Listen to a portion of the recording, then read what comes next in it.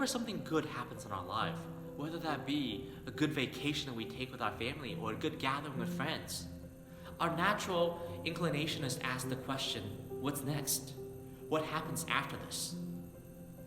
It's been about 3 weeks since we celebrated the events of Easter. And the natural question is the same for us, to ask, what's next?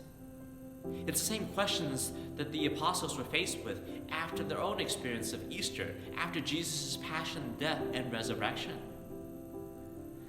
Throughout this Easter season, we hear how they respond to this question in the Acts of the Apostle. And today we hear about the martyrdom of St. Stephen, the first martyr of the church, also one of the first deacons of the church. We hear about how he went forth to proclaim Jesus' passion, death, and resurrection fearlessly, even though he knows what this might mean, even though he knows the risk that it carries.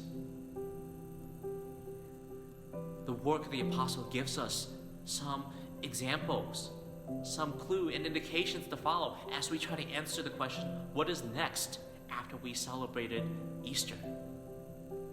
And the reality is, Easter is not the end of the story. It's only the beginning of our own conformity to the passion, death, and resurrection of Jesus by the way that we live, by the way that proclaim the good news, in whatever vocation we take on.